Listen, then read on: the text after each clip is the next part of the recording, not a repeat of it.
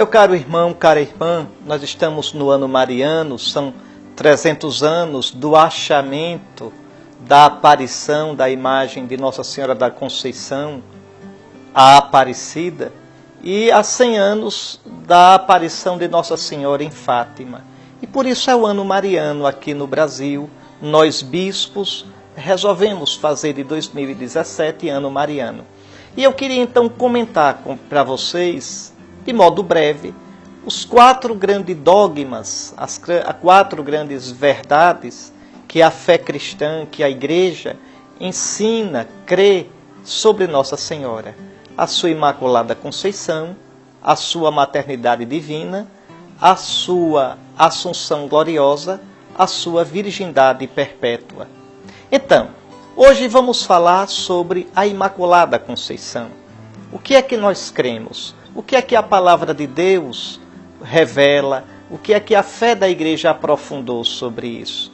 Que a Virgem Maria, em previsão dos méritos de Cristo, foi preservada por Deus de toda mancha do pecado, de toda solidariedade com o pecado, desde o primeiro momento da sua concepção, da sua conceição. Você sabe, a Escritura nos ensina que todos nós nascemos marcados pelo pecado. Basta pensar no Salmo 50, 51.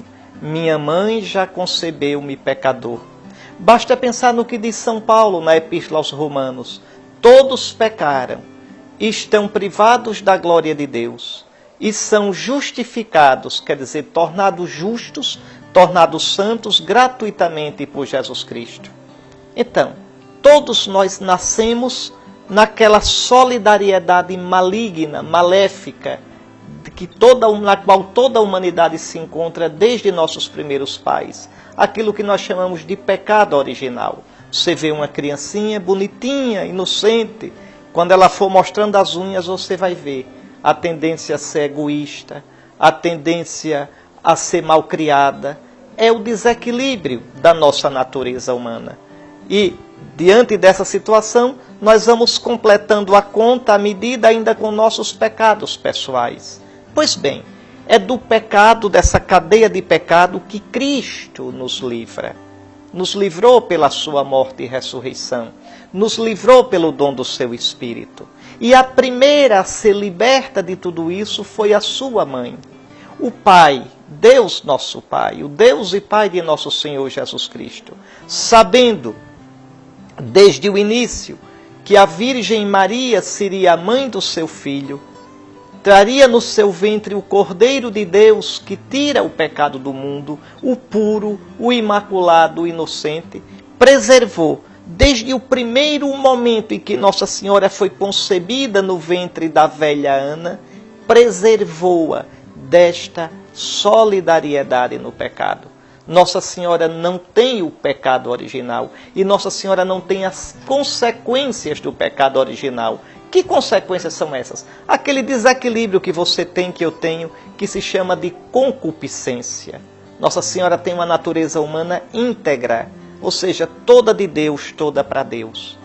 Aqui surge uma questão, mas sendo assim, quer dizer que Cristo não salvou Nossa Senhora? Salvou sim, e até mais. Ele salvou Nossa Senhora mais que a mim e a você. Porque, no caso de Nossa Senhora, veja, ela não só foi arrancada do pecado, mas Cristo sequer permitiu que ela caísse no pecado. Eu lhe dou um exemplo. Imagine alguém vir num caminho, tem uma grande poça, é à noite, e a pessoa cai naquela poça e se suja toda. E Cristo então tira a pessoa daquela poça, tira daquele atoleiro, tira daquela lama. Isso Cristo fez conosco. Ele nos tirou e nos deu a veste batismal. Com Nossa Senhora, Cristo fez diferente. Cristo sequer deixou que ela caísse na lama. Vejam, ela cairia se não fosse Ele. Ela seria pecadora como nós, se não fosse pela graça do Senhor. Então Nossa Senhora não só foi salva por Cristo, mas foi salva de modo perfeito, perfeita redimida. O Pai a preservou do pecado em previsão dos méritos de Cristo, da morte e ressurreição de Cristo. Para Deus não existe passado nem futuro. Deus está vendo tudo hoje. Deus está vendo tudo agora.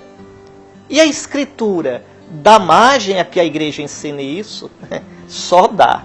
Primeiro, no momento mesmo do pecado, quando a Escritura narra o pecado original, lembre do que o Senhor Deus diz à serpente. Porém inimizade entre ti e a mulher, entre a tua descendência e a dela. Então, existe uma inimizade de morte entre o mal, o pecado e a mulher. Quem é essa mulher? É aquela a quem Jesus diz: mulher, a minha hora ainda não chegou. Mulher, eis o teu filho. Em João 19, Maria ao pé da cruz. É aquela mulher de quem fala São Paulo no capítulo 4 da carta aos Gálatas. Quando chegou a plenitude dos tempos, enviou Deus o seu filho nascido de mulher. É a mulher do capítulo 12 do Apocalipse, combatendo a velha serpente. Um sinal grande apareceu no céu, uma mulher vestida de sol. Essa mulher é a Virgem Maria, é a inimiga visceral da serpente.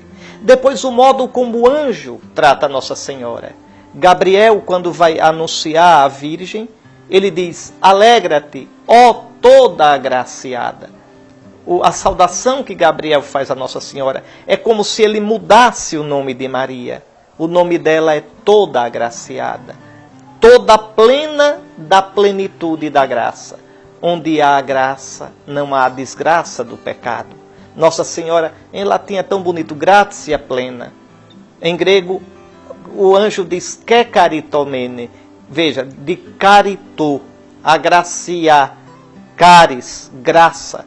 Nossa Senhora é aquela que é toda plenificada pela graça de Deus. Então, que a Virgem é toda pura, toda santa, toda imaculada, isso desde o início. Os cristãos, meditando, lendo a Escritura, vão dizer isso. A ela pode se aplicar maravilhosamente a palavra do Salmo. Eu vos exalto, ó Senhor, pois me livrastes, e não deixastes rir de mim, meus inimigos. Então, Nossa Senhora sempre foi preservada do pecado. Nossos irmãos do Oriente, católicos, não católicos romanos, mas católicos em todo caso, chamam Nossa Senhora de toda santa, Panagia, toda santa mãe de Deus. Veja, toda pura, toda imaculada. Não poderia o Filho de Deus, não poderia o Deus Santo habitar algo impuro, marcado pelo pecado. Agora preste bem atenção. Isto, repito, em nada diminui a dependência que Nossa Senhora tem de Cristo. Pelo contrário, mostra como é grande a graça de Cristo. Cristo é o sol de justiça, é um sol de santidade tão potente que antes de nascer, os primeiros raios dele, a aurora da sua vinda, já purificou sua mãe.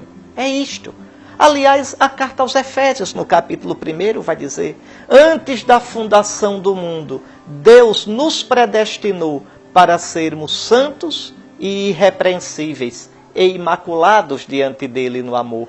Então, aquilo que é o sonho de Deus para toda a humanidade, realizou-se maravilhosamente em Nossa Senhora. Nossa Senhora é um exemplo vivo da graça de Cristo. Nossa Senhora é um exemplo vivo da força da cruz e da ressurreição de Cristo. Nossa Senhora é um exemplo vivo do quanto é eficaz a potência salvadora de Cristo na nossa vida. É isto. Imaculada Conceição, imaculada desde a sua concepção. Aquilo que Nossa Senhora é desde o início, nós devemos ir nos tornando na nossa vida, procurando vencer o pecado, procurando nos abrir totalmente para o Senhor, para que o reino de Cristo, a graça de Cristo, que é o Espírito de Cristo, habite totalmente em nós. Então este, o primeiro dos 4 dogmas a respeito da Virgem Maria. Graça seja dada a nosso Senhor Jesus Cristo, que fez maravilhas na sua mãe. Por isso ela diz: todas as gerações hão de chamar-me de bendita, porque o Todo-Poderoso fez grandes coisas em mim. Deus abençoe você. pelas preces da toda Santa Virgem Maria, a Imaculada.